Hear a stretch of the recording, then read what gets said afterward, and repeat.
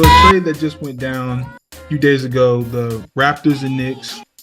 I have it right here. I have RJ Barrett, Emmanuel Quickly, and a second round pick go to the Toronto Raptors, and OG Anunoby, Precious Achulia, some dude named Flynn, who knows about that guy, is going to the Knicks. So I asked you, how do you feel about that trade for both the Knicks and the Raptors?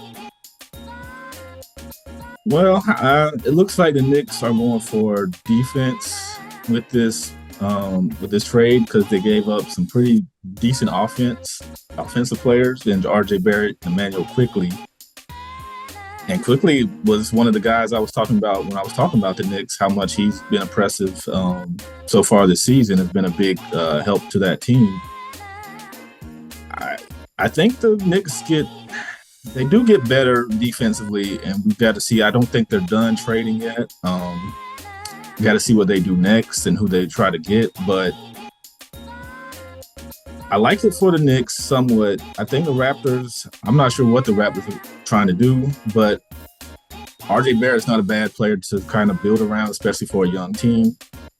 Quickly, like you said, he's been a good addition, so he's going to be a good addition to the Raptors. I think he can squeeze into maybe six-man over there, maybe even to a start position at some point, depending on what they do before the trade deadline. So, but I think if I had to grade them, I'd say the Knicks get a B-. I'd say the Raptors get solid B. So, okay. Yeah, my initial thoughts were that the Knicks kind of got fleeced, and the Knicks got fleeced because not the Knicks, the Raptors.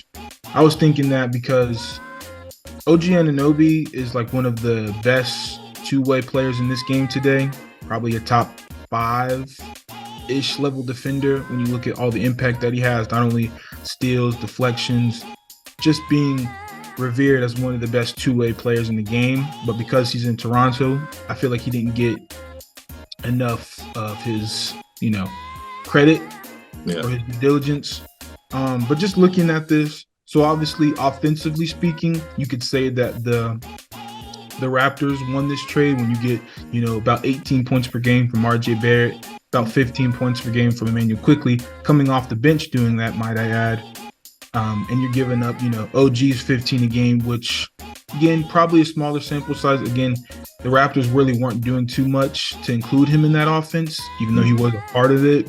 I think the lion's share of the shots kind of went to, Siakam and the new budding Scotty Barnes. So OG kind of got, third, fourth fiddle in terms of the offensive production. So I think his numbers are reflective of that and not what he can do for the Knicks, being as a solid second or third option, depending on if Julius Randle wants to bring his A game.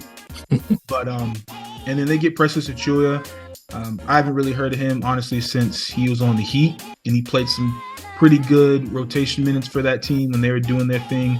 I think the last time probably in the bubble. I would say I would lean more toward the Knicks winning this trade, just because we still aren't sure about the pieces for the Raptors, and specifically RJ Barrett and Emmanuel Quickly, how they will fit, where they are in their future plans with now the emergence of Scotty Barnes, and what are they going to do with Pascal Siakam. I think it's still a lot of unknowns for this trade to make me think that the Raptors won it, whereas you see the Knicks, OG slides right into where RJ was at. I feel like there will be a structured pecking order in terms of the shot attempts. Who's the go-to guy, who's number 2, and who's number 3. We don't need to fight to see who's number 1, who's number 2. OG's an unselfish player. He slides right in, he gives them immediate production, and he bolsters their defense. So I would give the edge to the Knicks. I'd probably say the Knicks get a B+, Raptors get a B. Okay, well, that's fair enough. I don't think anybody really truly lost this trade. It's kind of somewhat lateral, but in different, one helps them offensively, one helps them defensively. So jumping into the next segment, which is the Eastern Conference edition of our trades. And, so we have trades for a few teams in the East. not like all 15 teams, because that would take too long. And some of these teams don't need trades. Like, for example, the Boston Celtics. I don't really think the Sixers need to move. The Magic, like they're like firmly like atop of the Eastern Conference, where I don't see them making any moves that's going to push them over the edge like some of these other teams. But I'm gonna let you start with your Bucks trade, because my Bucks trade really isn't all that. So I'll let you start. Yeah, this one isn't. It's probably not all that, but I think it does give the Bucks what they need right now. And it is the Bucks trading with the Chicago Bulls. The Bucks get Alex Caruso, and the Bulls get Pat Connaughton. I know he's on 3 years, 9.4. Pat Connaughton is 3 years, 9.4 million. But that's not a huge salary to take on. They can let it ride this year and then see what they want to do. They could probably waive him if they're going in a different direction next year. So I think this is more so like the Knicks Raptors trade, where it's kind of a wash.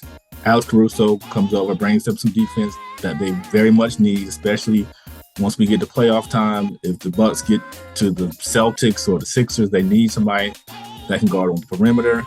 Dame Lillard's not that guy. Neither is really Pat Connaughton. So they need somebody that can stifle some of these perimeter players. Alex Caruso is that guy. The Bulls, they're rebuilding for the most part, or they're looking to sell a whole lot. So Connaughton comes in. He's a shooter. He gives you some points. If they keep the DeRozan and those guys, he will space the floor where they're not all together. So that's what they need, some more spacing. So I think it's a win-win for both teams, and especially for the Bucks, because come playoff time, they absolutely need that. I don't see a whole lot of other trades they can do unless they want to mess up their starting lineup, which I don't see them doing right now. So this just gives them a player that they can plug into the starting lineup, help defensively. I think to give some ammo against some of those higher tier teams like Boston and the Sixers. Yeah, so quick rebuttal to that. I mean, I like the idea of Alex Caruso in the Bucks. I think he does, bolster their defense to a certain degree. Obviously, there's more issues with that team, but the main thing is defense, so that in theory would help. I'm just not sure what the Bulls, like how I would sweeten the deal for the Bulls. Like, I don't really know who else I would throw in there, but I know Pat Connaughton really is, he's okay, but obviously I don't think he's the same tier as Alex Caruso, just in terms of value. But that's an interesting trade. I mean, if they're in sell mode, then you sell, sometimes you have to sell high and bring back low, but I think you'd have to give me like Beauchamp or something from the Bucks. Like if you guys are win now, go ahead and give me that young player, right? And you can have Caruso and we'll take Pat Connaughton, but give us Beauchamp. So if we're in that sell mode, then let's get something that we can keep, building with, and just people are just going to throw off. I think that just like the Knicks and Raptors, it's going to depend on what they do with those other guys. So, that's my thinking. There's going to be some more Bull stuff going on. So I think they could do that just in the meantime.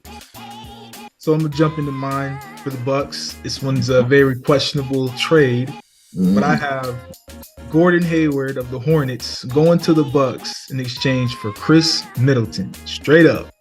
Now let me explain. Okay.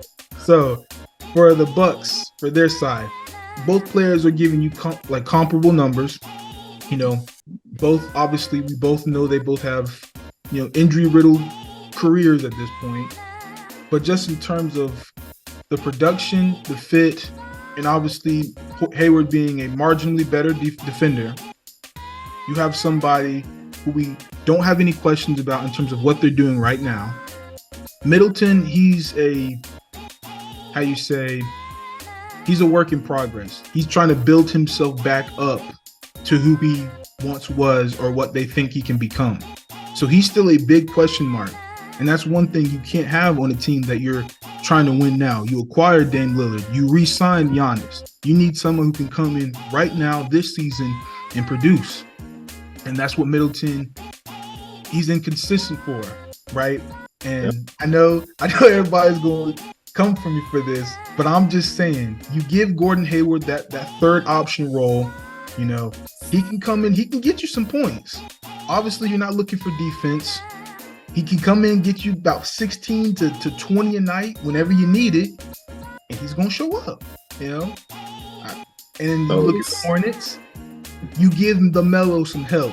Listen, with Chris Middleton, he can give LaMelo some help. I'm not saying he's going to take them to the promised land, but LaMelo needs some help, man. Free LaMelo. And if you get Middleton, he can get you some buckets. He still can shoot it at an elite clip. He's a solid piece that you could have LaMelo be like, hey, LaMelo, like we got somebody here who can take the load off you some nights, you know, and give you like 20 points. But that's what Gordon Hayward was for him. That's like giving the same player just a little slightly different. You're giving but Middleton's thing is you got Giannis and Dame. Who you got in the Hornets that's going to take away from his shots besides LaMelo? He can be number two. Who? I'm saying Middleton shots. Yeah. Who would take away Middleton's shots besides LaMelo? He's easily the second option on that team. Rozier is not taking his shots. Yes, Rozier. He likes not Middleton. There's not a shot he doesn't like taking. That's all I got to say. But yeah, he likes shooting. But we're talking about in terms of the pecking order, how you structure your offense, and that Hornets offense, which is, you know, the rest. Mm-hmm. You got LaMelo, and who else?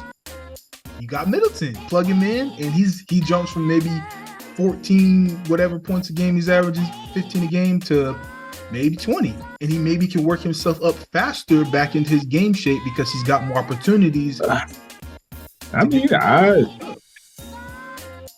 just don't know if that's the help the Bucks need in Gordon Hayward.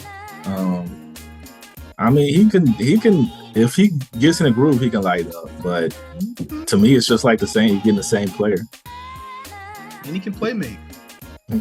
Somewhat. It'd be okay. I'm not mad at that trade, but I don't think the Bucks are getting the most bang for their buck. And a small little second trade that I have, the Bucks get Seth Curry, the Mavericks get Robin Lopez and Cameron Payne. This one is really just it gives them a little bit more shooting. I think Cameron Payne is an okay backup point guard, but I think Seth Curry's his potential, like his ceiling, is higher in terms of what he can bring to that Bucks team, which is a knockdown, a Curry. You know what I mean? We don't even need to say anything else. It's a Curry. He can shoot that thing. You know, the Mavs get another big body in Robin Lopez, who, when their rookie, I think Lyles, right? Mm-hmm. Yeah, Lyles and Dwight Powell. Who Dwight Powell be kind of. He ain't really it down low. Like, he's not the big man that they need. You throw in Robin Lopez for a few minutes. He can give you some toughness down there, toughness in the locker room. Hey, Oh, I'm sorry. His name was Lively. Not Lively, not Lively. Excuse me. But, that's not a bad trade. If I were the Bucks, I would kind of explore that. I think it helps them offensively, which I guess if Dame gets into a slump at any point, you got somebody that can pick up the slack there. So, it's not a terrible trade. And you don't get the defense you probably need, but maybe they can just outgun some of those teams. Which they plan to. But, so I know that you said you had 2 Heat trades. Yeah. I'm going to go ahead and start with mine. Okay. Mine's pretty good. So I have the Heat and the Trailblazers, and I have Malcolm Brogdon going to the Heat in exchange for Kyle Lowry and Josh Richardson. Now, let me explain. So, Malcolm Brogdon, who's been balling for the Trailblazers, he helps the Heat in that win now situation, which they are pretty much firmly in because they're not like blowing up the team and they're looking like they're just going to run it back. He's on a cheaper contract. He's younger, averaging about 16 a game, 6 assists on 44% shooting, 42 from the 3. And I just think, he's only doing this in about 29 minutes per game. So obviously, if you beef up his minutes, he probably could get you closer to 20 something a night. And I think for a Miami Heat team, Brogdon, and for a Miami Heat team that sometimes struggles to put the ball in the basket, he would certainly help and be more reliable than Kyle Lowry. Now going to the Blazers side of things, Kyle Lowry, he's on an expiring contract because obviously you don't plan on building around him or nothing. He can come in and mentor some of your younger players like a Scoot Henderson, Shaden Sharp. You get the picture. And he's still serviceable. He can get you some good production, averaging 9 a game. Like 4 assists on 46% from the field, 44 from 3. So he can shoot it if you need him to. Getting into Josh Richardson, obviously he's not the defender that he once was, but you could put him in defensive lineups with Matisse Thybulle, Robert Williams whenever he gets back on the court. So you have some versatility with more, defenders at your disposal. And I just think it's a win-win for both teams. How old is Josh? I think he's 30, 29, something like that. Yeah. So the Heat get Brogdon. I mean, that's a solid pickup. Definitely helps them offensively. Yeah, I mean, that's not a bad trade. I went a different route, but I think that works. But I don't know how long. Well, you said Kyle's contract is expiring, so I mean, it works for them. They don't have to take on too much. And how long is Richardson? He's there for. I think he's got a 2 year. 2 year. I think it's a 2-year deal. Yeah, that's not bad. I mean, he's young enough where if they're fully rebuilding, they can. They can take that on. 2.8 at 30 years old. So yeah, he ain't making. Okay, yeah. I mean, it works for both. It helps the Heat a lot, and I guess Portland can get something from it. So I have 2 Heat trades that may be a little crazy, but these are players that they have been looking at. And my first one is that the Heat get Zach LaVine, and they trade Kyle Lowry to the Bulls and Caleb Martin to the Bulls. Now, like we said, Kyle Lowry's expiring contract. He can help Kobe Wright, kind of mentor him for the time that he's there. Caleb Martin is a good player for them, but they're just missing something. The Heat are. They need something. They didn't get nothing during the offseason. They mostly lost from the offseason. So Zach LaVine, when he's healthy, he's athletic. He gives you pretty much the same things Caleb Martin does. He's not quite what he used to be due to injuries, but he's still solid. He can get to the basket. He can handle the ball for you. So you can give up a guy like Kyle Lowry. He can be the primary ball handler if you need him to. I think he can get Bam and Jimmy and all those guys going. Do the Heat want to take on that big contract? Because that's a lot, and LaVine is not the most. You can't rely on him too much because he's been quite injury prone. So if you want to take on something that big, you got to hope to get results. But I think it works for them. We haven't seen him in too many big games, but if we come playoff time, I think he can help him out. He's athletic enough to where he can fight with those Milwaukee Bucks, Boston Celtics, those guys. He can help out. So, and as far as the Bulls, as far as the Bulls, like I said, Kyle Lowry, he's on an expiring contract. He helps them. He can be their veteran. And Caleb Martin, he's a solid wing player. So they get that, and he's fairly young. I'm not going to fight you on this trade. I feel like you could tweak it a little bit, but if I'm the Bulls, and you're giving me Kyle Lowry and Caleb Martin for Zach LaVine, who's averaging about 21 a game. I see Martin's averaging 11, Kyle Lowry's averaging about 9.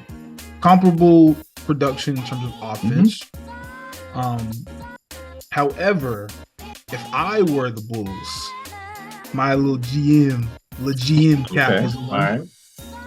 I think, for one, I would try to get y'all off of Kevin Love, just for the fact of his floor spacing, his still decent rebounding at his height and age. So you're the Bulls GM. You would want to grab Kevin Love. I would either want Kevin Love or Jaime Jaquez Jr. You gonna take That ain't away gonna Zach happen. That ain't LaVine, gonna happen. They're not doing it. who's 28, mind you. Hey, I think Jaime Jaquez, you gonna have to slide that over this way, dog. I don't know. Nah, man, they can forget that. They are not gonna do that. Potential rookie of the year, nah. Nah, he ain't no potential rookie. He's potential. He's up there. He's Victor and Chet weren't in the race. Sure, you got an argument, but I mean, he's in the race. He's in the top 3. He's on the ladder. But yeah, I mean, minus a few tweaks, I wouldn't be mad at that trade. But I do have a trade for you for a different team, and I'm curious to hear your feedback. All right. So sticking in the East, Cleveland Cavaliers and the Indiana Pacers. All right. The Cavs received Miles Turner. Pacers received Jared Allen. All right. Now for the Cavs, obviously they still keep their big men lineup with Evan Mobley and Miles Turner. You get more floor spacing with Miles Turner. Yeah, which would benefit your guards, Donovan Mitchell, Darius Garland, and space out the offense some. Obviously, we know Mobley's supposed to be working on his shot, but it's not there yet, right? Nah. Having 2 inside centers today it's not the mold. It's not going to be conducive of any long-term success. So while Jared Allen has the most value he has, and he's 25 years old, swap him out for Miles Turner. That way you can still maybe convince Donovan Mitchell to continue building with you guys. Because you have Miles Turner averaging 17 a game, 7.5 rebounds, 52% from the field, 36 from 3, and averaging 2.2 blocks. Right, very good, and obviously on a very bad Pacers defensive team. He's the only thing they really got. Looking at it from the Pacers perspective, you get an elite rim protector. And I'm not just saying somebody who gets blocks on the help side. I mean, everybody knows when you jump in with somebody, Jared Allen is somewhere in that picture. If you trying to throw down a dunk, he's blocked players like LeBron, Kevin Durant, Giannis Antetokounmpo. He is there. And those players know, those high-level players know, I can't just go run to that rim and get an easy dunk like I can against Miles Turner. So with the Pacers, now having Jared Allen, that bolsters their defense. And it bolsters their rebounding, where, Jared Allen is averaging 14 a game, 9.3 rebounds a game, shooting 68% from the field, which is, I think, the 3rd highest in his position, and doing this in about 30 minutes a game. So, for me, I think it's a win-win for both. The Cavs get to try something new while keeping the defensive identity of their big man, but also spacing out their offense, and then the Pacers get an elite rim protector and a very good rebound for his position. I have nothing against that trade, because that's exactly what the Pacers need, is a solid big man that can rim protect, which they don't have right now. And as we saw in that NBA Cup Finals, Anthony Davis was just eating them alive. So they need somebody. I went a little different because I did a trade for the Pacers as well. I did also give him a center. I like yours a little bit more, because I think Jared Allen would be probably the perfect style player for the Pacers right now for what they have on that team. But I guess I'm going to still give you my little trade. Pacers would get Nikola Vucevic from the Bulls. Bulls would get Buddy Hield and a 2024 first-round pick via OKC, Houston, the Clippers, or Utah. So Pacers get him big. He's averaging about 17-10, same as you said Miles Turner. He's doing the same things Miles Turner's doing pretty much for the most part. But I think he's slightly tougher inside, which is what they need, some interior toughness. Buddy Hield's not very happy with the Pacers from what I've heard. He's ready to go. So he's on an expiring contract. The Bulls can take that and get him for a rental, and then, let him go do what he needs to do. And they get a first-round pick. Can you repeat this trade for me one more time? It's the Pacers get Vucevic from the Bulls. The Bulls get Buddy Hield, and a 2024 first-round pick is via either OKC, Houston, the Clippers, or Utah. So it's not going to be the greatest pick, but it's still a first-round pick. to add to You're their not, collection. trading Miles Turner. You're keeping Vooch and Turner. Yeah. Okay. Interesting. You got two starting centers on the same team. I mean, you could bring, if Vucevic is real into, you can bring him off the bench.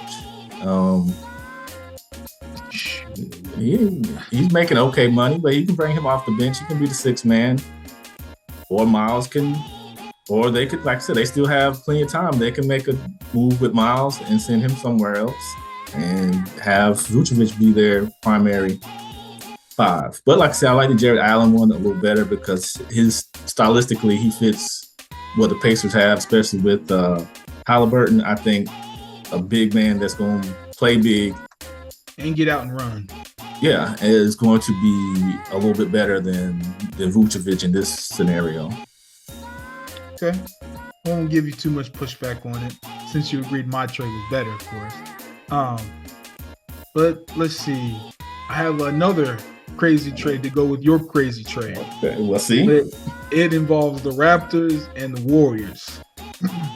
I can only imagine with this. Klay Thompson and the Warriors will receive Pascal Siakam. Now, for this trade, I didn't think too hard about it. Salaries, of course, matched up. This would prevent the Warriors from having to pay Klay and lose him for nothing, considering that he's got all that money on the books. But, you know, he still got, what, a year or two left on his deal? Ooh, Klay? Yeah. Nah, he's, I believe this is it for him. He's 1 year. 1 year, 43. So 1 for 1. You get rid of Klay. You just let the experiment die out. You try it with Pascal Siakam. Could you imagine the defensive lineup with Wiggins, Draymond, and Siakam on the floor? I'm just saying that could give them that whole small ball lineup, that death lineup. Move Siakam to the 5, play Dre at the 4. Maybe not play Dre at all and have Kuminga and Moody in there. Who knows? Putting Kuminga at the starting 2. I mean, you could do Curry, you could do Kuminga, Wiggins, Siakam, and Green, and then you just good to go. Or that's not like Moody, Kuminga, crazy. But throw in there. That's not out of your mind crazy, but I don't see the Warriors doing that. I mean, I think Siakam gives them something, but he gives them everything that Draymond isn't giving them right now because he can't stay on the floor. Yeah, let's be honest. If Draymond doesn't stay on the floor, but you keep Siakam, Siakam can do some of those things that Draymond does, but also score the ball instead of just passing and playing defense. You know, I don't know if he's quite the playmaker that Draymond is, but I mean that's fair. But in terms of defense and scoring. He can. I mean, he'll definitely help you more than Draymond as far as scoring. He's an offensive threat, so and with that Warriors team, that pay attention to him. With that Warriors team, that so much attention is on Steph and some of those other guys. Well, not so much those other guys, but mostly Steph. Siakam. I mean, he can. I don't think that's a bad trade. I think it's one to explore. If I'm the Warriors and the Raptors, is Klay going to be happy? I'm pretty sure he's not going to extend with the Raptors unless they just offer him crazy money. How much is Siakam is expiring as well, isn't he? Yeah, about $37.8 million. Okay, so yeah, I mean, doesn't hurt to try that. I mean, the Raptors get a little something from it, an aging Klay who can shoot. And it just depends. Yeah, I mean, he can replace, I guess, OG somewhat. He can defend, and I mean, it's not terrible. I'm not too mad at that. I also have a Warriors. Well, it's Warriors and Bulls. Okay. Trade. So the Bulls would get Klay Thompson, and the Warriors would get Zach LaVine. No. You said no? No. How does that? That does not hurt the Warriors at all. So you're giving the Bulls Klay Thompson, who's struggling, Played well as of recently, but is struggling. My first initial thought was it doesn't work, but I can kind of see where you're coming from.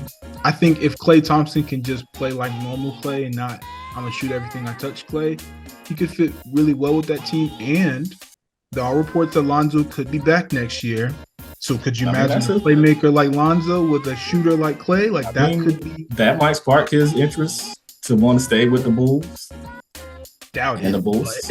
I doubt that too. But it gives him something to do where he'll probably have a bigger role than he does with the Warriors right now, where even though he's been playing well these last couple games, he's still an option, but is he really the guy he used to be as far as options for the Warriors?